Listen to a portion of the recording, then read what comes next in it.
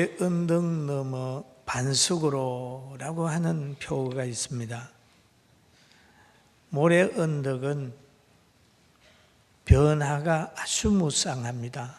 바람이 불어도 변하고 또 물길에도 변하게 되고 계속 변하는 거예요.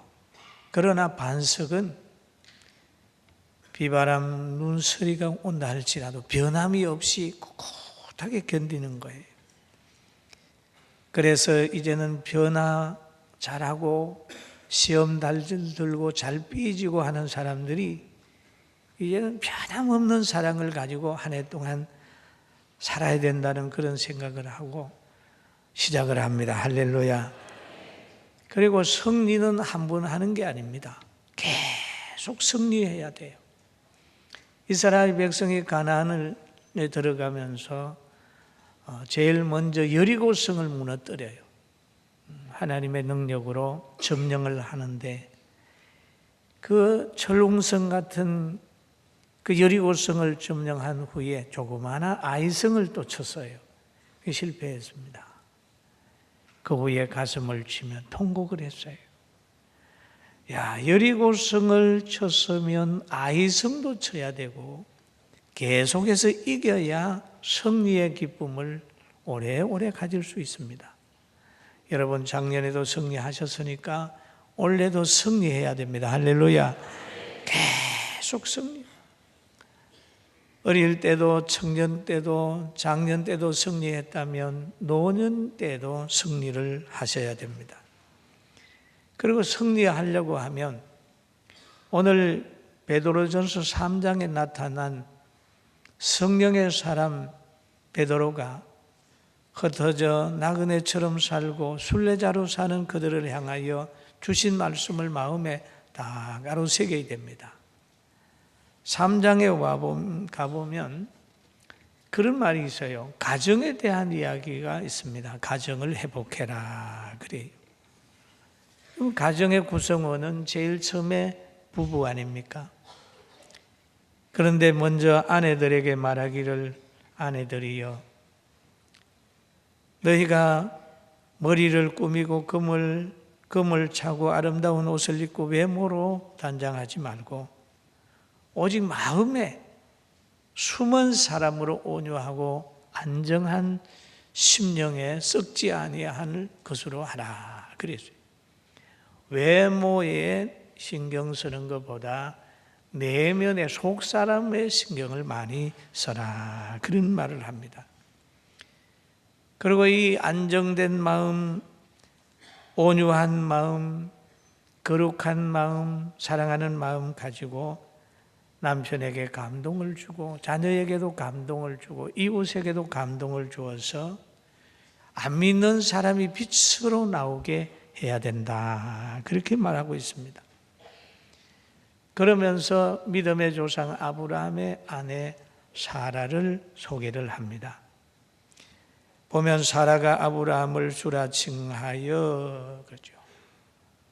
순종한 것 같이 너희는 선을 행하고 아무 두려운 일에도 놀라지 아니하며 그의 딸이 된 것이니라 라는 말씀이 있어요. 그런데 아브라함에게는 3명의 부인이 있었습니다.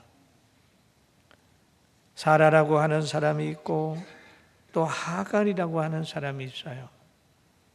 다음에 거두라라고 하는 여인이 있습니다. 이 3 여인에게서 8명의 자녀가 태어납니다. 창세기 25장 1절 2절에 보면 아브라함이 후처를 맞이하였으니 그 이름은 거두라라. 그가 시므란과 욕산과 무단과 미디안과 이스박과 수아를 낳고 그랬습니다. 그리고 이 아브라함의 아내 3사람이 있었지만은 여기에 베드로는 사라를 얘기를 합니다. 거두라라고 하는 여인은 6명의 자녀를 낳았어요. 그를 크게 본 것이 아닙니다. 크게 본 사람은 바로 아브라함을 잘 따랐던 사라라고 보는 거예요. 그럼 사라는 나이가 많이 들었어요. 그리고 하나님 앞에 기도함으로 이삭을 얻어서 하나님 앞에 드리는 사람이 된 겁니다. 사라는 현숙한 여인이었어요. 좋은 아내로 소개하고 있습니다. 그에게서 태어난 이삭을 통해서 거룩한 믿음의 혈통이 이어지게 되고, 그를 통하여 야곱이 태어나게 되고, 야곱을 통하여 이스라엘의 12조상이 이제 태어나게 되는 거지요.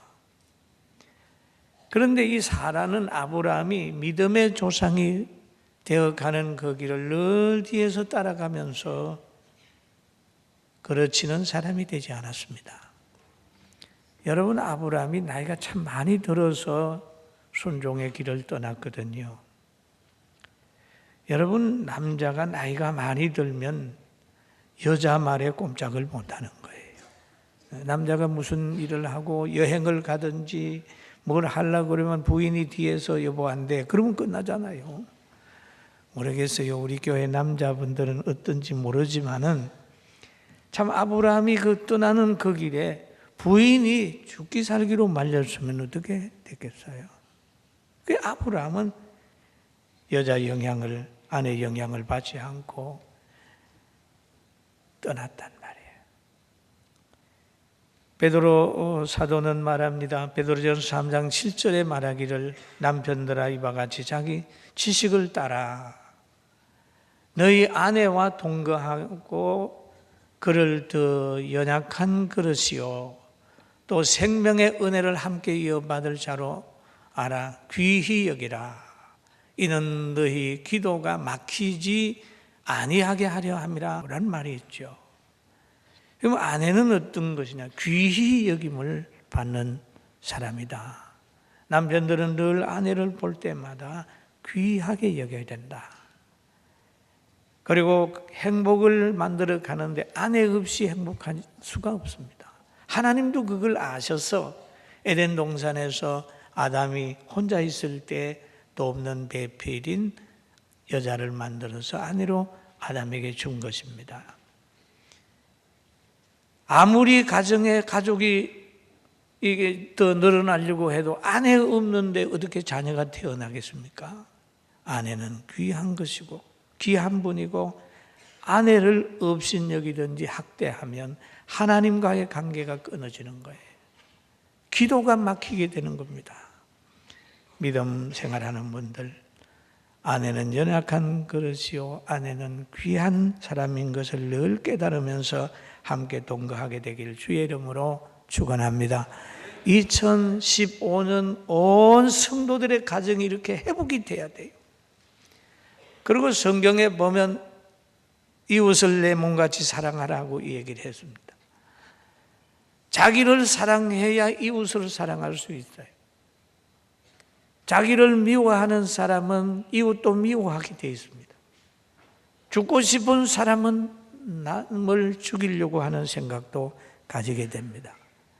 자기를 성찰하는 사람이 환경을 볼 수 있는 신령한 눈이 열린다는 것을 알고 자기 성찰하는 한 해가 되기를 주님의 이름으로 축원합니다.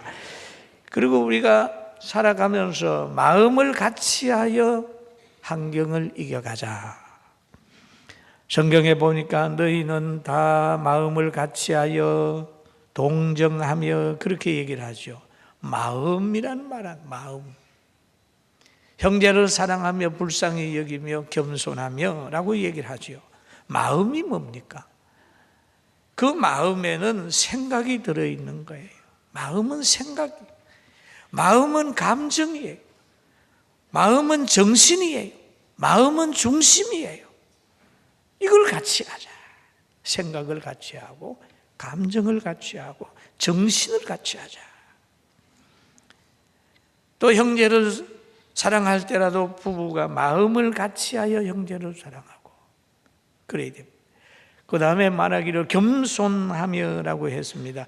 겸손이 나타나게 되면 남을 나보다 낫게 여기는 그런 낮게 여기는 부자는 늘 가난한 사람을 볼 때 어떻게 하면 나누어 줄까 고민하는 거예요.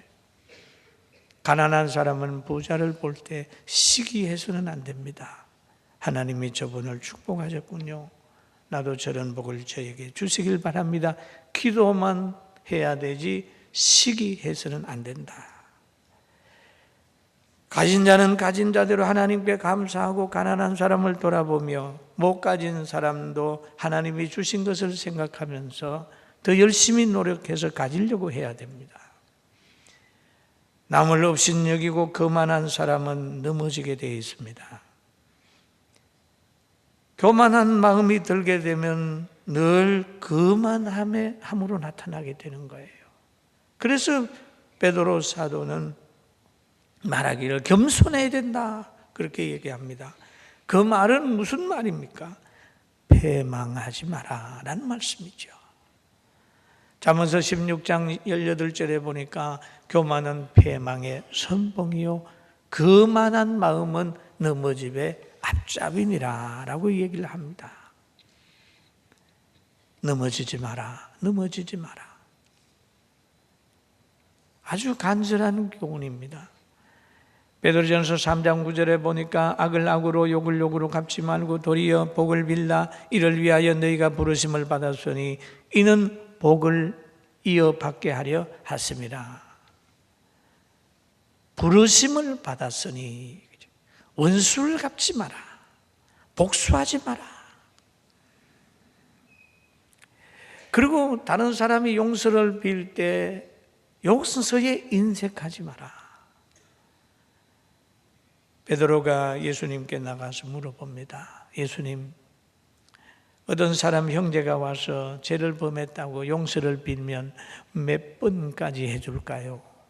라고 얘기를 합니다. 7번까지 할까요? 그런데 예수님이 마태복음 18장 22절에 이렇게 대답을 하십니다. 같이 봅니다. 예수께서 이르시되 내가 내게 이르노니 7번뿐 아니라 7번에 70번까지라도 할지니라 라고 얘기해.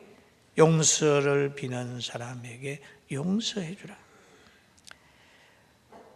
나는 너희에게 이르노니 너희 원수를 사랑하며 너희를 박해하는 자를 위하여 기도하라 라는 말씀했죠. 한 해 동안 부르심을 받은 우리들, 원수를 사랑하고 박해자까지라도 기도할 수 있는 넉넉한 마음을 가지게 되어야 합니다. 할렐루야. 그렇다면 우리는 대한민국을 위해서도 기도해야 되고 저 북한에서 고생하는 우리 동족들을 위하여 기도해야 됩니다. 그리고 또 해외 선교 나간 선교사들을 위해서도 기도해야 됩니다. 우리의 기도 제목이 너무너무 많습니다.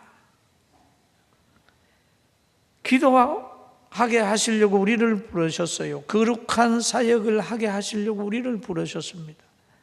하나님이 예수님을 보내시는 것은 많은 사람을 구원하시기 위하여 보냈다면 우리를 구원시켜 직분자로 세워주신 것도 많은 사람을 구원시키기 위해 세웠다는 걸 알고 영광을 하나님께 돌리고 많은 사람을 옳은 길로 돌아오게 하는 축복된 반열에 서게 되기를 주님의 이름으로 축원합니다. 그리고 주의 일을 하는데 과거에 잘했으면 지금도 잘해야 된다. 과거에 아무리 잘해도 지금 잘못하면 잘못하는 거예요. 바울 사도는 고린도 교회에다가 이렇게 얘기를 합니다. 고린도전서 9장 27절에 말하기를 내가 내 몸을 쳐 복종하게 하면 내가 남에게 전파한 후에 자신이 도리어 버림을 당할까 두려워함이로다 라고 얘기를 했어요. 점점 육성이 올라오고 뭔가 영역도 가지고 사람에게 인정을 받게 되면 자신도 모르게 높아집니다. 교만해져 버리면 넘어져 버리는 거예요. 그러니까 바울 사도는 자기의 육성이 올라올 때마다 복종시키는 거예요. 왜? 전한 후에 버림을 받지 않게 하기 위하였습니다. 베드로 사도는 시편 34편을 인용을 해서 말을 하고 있습니다. 생명을 사랑하고 좋은 날 보기를 원하는 자는 혀를 금하여 악한 말을 거치고 그 입술에 거짓을 말하지 말라. 그리고 평화하라 라는 말을 합니다. 생명을 사모하고 연수를 사랑하며 복 받기를 원하는 사람이 누구뇨? 내 혀를 악에서 금하여 내 입술에 거짓말에서 금할지어다. 말, 악을 버리고 선을 행하며 합평을 찾아 따를지어다 라는 얘기. 합평을 찾아 따르라. 그러면 좋은 날이 온다. 여러분, 좋은 날이 좋은 달이 되는 겁니다. 내일 염려하지 말고 하루하루 그날에 족한 줄 알고 열심히 살면 한 달이 잘 살아지고, 한 달 잘 살게 되면 1년이 잘 살게 되는 거예요. 할렐루야. 아멘. 아멘. 그렇게 혀에 대한 이야기를 하죠. 혀. 아주 작은 지체지만은 자기 몸을 불사르게 할 수도 있어요. 혀가 작은 지체지만 큰 군함이나 큰 상선의 방향을 잡아주는 기와 같다. 이 혀를 잘못 놀리면 온 몸을 불태우게도 되고 사람을 이간시키게 되고 나라도 망하게 만드는 그런 혀가 될 수가 있어요. 여러분과 저의 혀는 생명을 살리는 혀가 되기를 바랍니다. 감사합니다. 주 안에서 할 수 있습니다. 믿는 자의 눈으로 보여지는 긍정적인 말을 늘 입으로 말하면서 사람을 만나면 화목을 도모하고 하나님 앞에 가면 그 하나님의 전능성을 찬양할 수 있는 거룩한 입이 될 때 좋은 날을 볼 수가 있습니다. 할렐루야. 참 좋은, 우리나라에도 보면 정치인의 입도 악을 말하지 말아야 되고 불쟁시키는 걸 말하지 말아야 돼요. 거짓말을 하지 말아야 돼요. 여러분, 공산주의가 뭐 하는지 아세요? 거짓말도 그건 하나 작전입니다. 한마디가 성직자처럼 말하는 줄 알고 호들갑을 떨면 나중에 가서는 어려울 수 있어요. 우리는 누가 무슨 말을 할 때 깊이 듣고 진정한 믿을 수 있는 말은 하나님의 말씀이라는 것, 여기에 우선순위를 두고 이 말씀 가지고 환경과 언어와 사람과 지식과 가치관을 분별하게 되는 축복을 가지게 되기를 주의 이름으로 축원합니다. 하나님 말씀에 붙들려 있으면 독수리가 날개 막 치면서 올라가는 것처럼 행복도 영역도 감사의 삶이 생겨납니다. 할렐루야. 아멘. 아멘. 그리고 베드로전서 3장 14절 같이 한번 읽어볼까요? 시작. 그러나 의를 위하여 고난을 받으면 복이 있는 자니 그들이 두려워하는 것을 두려워하지 말며 근심하지 말고. 여러분, 여기 보면 그들이 두려워하는 것을 두려워하지 말고, 그들이 두려워하는 것을 두려워하지 말고. 두려워하는 대상도 다르다는 거예요.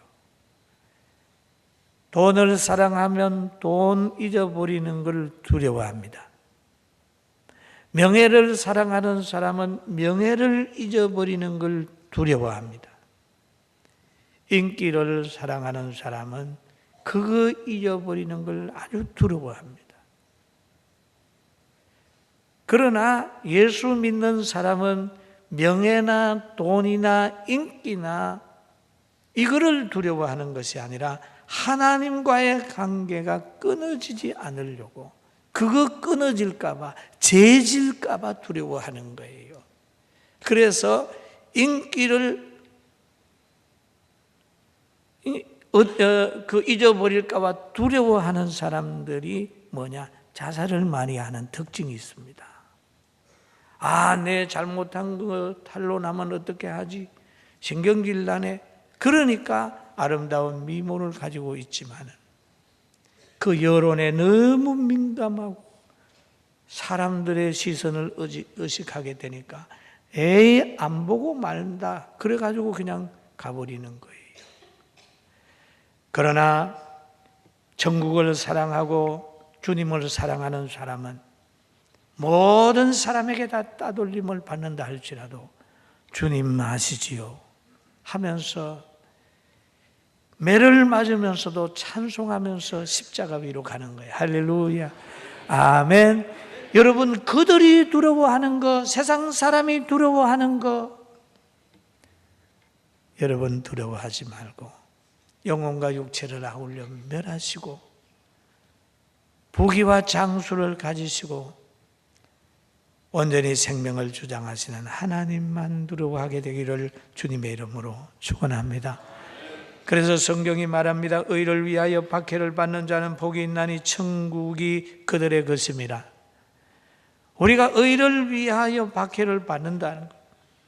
왜 내가 예수님을 잘 믿는데 어려운 일이 있지? 내가 예수님을 왜 잘 믿는데 이런 고통 속에 빠지지?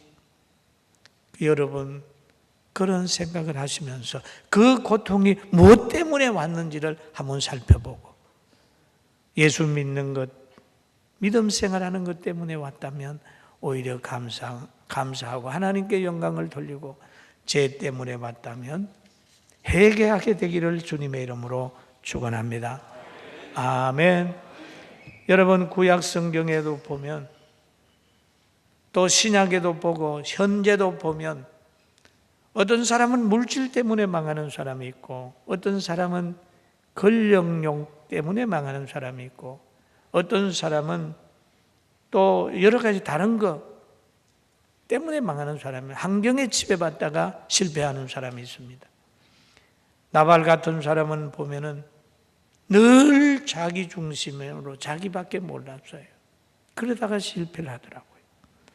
구약의 사울 왕 같은 사람은 어떻든지 왕의 그 권력을 지키려고 몸부림치다가 결국 실패했습니다. 그러나 다윗은 그 모든 것보다 하나님 마음에 합한 자가 되려고 노력을 하고 하나님의 권위를 인정하고 따라가므로 그는 성공자로 남았습니다. 사랑하는 성도 여러분, 2015년 주님과 여러분과 동행하게 되기를 주의 이름으로 축원합니다. 축원합니다. 그리고 베드로전서 3장 16절에 보니까 선한 양심을 가져라. 이는 그리스도 예수 안에 있는 너희의 선행을 욕하는 자들로 그 비방하는 일에 부끄러움을 당하게 하려 함이라 그랬습니다. 선행을 욕하는 자들, 그 말은 예수 믿는 것을 욕하는 자들 그럽니다. 교회를 욕하는 자들, 하나님의 말씀을 믿지 못하고 가소평가하고 욕하는 자들, 그들이 그 비방하는 일에 부끄러움을 당하게 하려 함이라 라고 얘기를 하죠. 여러분, 예수 믿다가요 믿음 생활하다가 오해받을 때가 있어요. 저도 오해 많이 받았습니다. 예배당을 건축할 때마다 이 큰 교회 해가지고 목사가 인기 얻으려고 그런다, 그런 사람이 또 생겨나고, 가슴 속에 있는 노인의 사랑을 표현했는데 저 노인들을 통하여 뭔가 인기를 얻으려고 그런다 비방하는 사람이 있었어요. 저는 어려서부터 이 시를 좋아했습니다. 이고진 저 늙은이 짐 벗어 나를 주어 나는 젊었거니 돌인들 무거울까. 참 늙기도 서러운데 짐조차 지실까. 아주 어떤 시인의 그 시를 늘 읽다가 보니까 나도 모르게 어른들을 만나면 짐지고 가면 가서 내가 대신 지고 가고 싶은 그런 마음이 늘 들었어요. 그러나 10년, 20년 지나서 노인복지를 하고 또 어린이 복지를 하다가 보니까 많은 사람들이 와서 보고 진정 이것은 명예나 교회 성장의 도구가 아니라 진정 하나님의 사랑이었노라고 고백하는 분들이 있어요. 비방하는 사람들이 비방하지 아니하고 오히려 미안하다고 오해했다고 하는 사람도 있습니다. 사랑하는 성도 여러분, 선을 행하다가 낙심하지 말고 끝까지 가서 비방하고 욕하는 사람들이 오히려 부끄러워할 정도의 삶이 여러분에게 있게 되기를 주의 이름으로 축원합니다. 우리 모두에게 있게 되기를 주의 이름으로 축원합니다. 주님이 여러분과 함께하면 가정도 다 회복이 돼요. 2015년도에는 좋은 해, 좋은 사람은 좋은 해는 좋은 사람이 만드는 거예요. 주 안에서 승리하고 오늘 또 첫 주간에 성찬식을 하잖아요. 이스라엘 백성이 애굽에서 나올 때 가장 마지막 재앙이 있어요. 그 전에 양이 죽습니다. 양을 잡아가지고 그 피를 이스라엘 사람의 문설주에 이렇게 발라요. 그러니까 문설주에 피가 발려있는 집은 그 애굽의 장자를 치는 신이 지나가다가 넘어가는 거예요. 이번 성찬 때고요. 한 해 동안 새로운 각오로 영육간에 성공하게 되기를 주님의 이름으로 축원합니다.